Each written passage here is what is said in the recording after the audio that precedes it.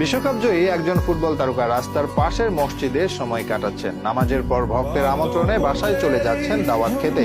নামি দামি ফুটবলারদের মাঝে এমন কাণ্ড একমাত্র একজনের পক্ষে সম্ভব। তিনি ফ্রান্সের মুসলিম ফুটবলার এনগোলো কান্তে।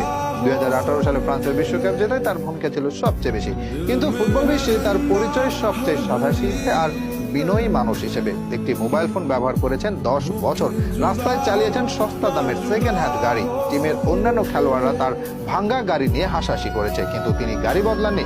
অথচ তার এক সপ্তাহের বেতন ছিল কোটি টাকারও বেশি। চাইলে ডজন খানেক ফোন কিংবা বিলাসবহুল গাড়ি কিনতে পারতেন, কিন্তু প্যারিসের বস্তিতে বেড়ে ওঠা এই ফুটবলার অর্থের আসল মূল্য জানেন। সেজন্য প্রয়োজনের অতিরিক্ত অর্থ অপচয় করতে চাননি তিনি। এনগোলো কান্তে পরিপূর্ণ কৃষ্ণাঙ্গ ফুটবলার। দূর থেকে তার চেহারার শুধুমাত্র দাঁতগুলোই দেখা যায়, যাতে সব সময় লেগে থাকে চওড়া প্রাণ খোলা হাসি। অনেকে বলেন কান্তের হাসি পৃথিবীর অন্যতম সুন্দর। ফুটবল মাঠে কান্তের দিকে ক্যামেরা গেলে দেখা যায় তার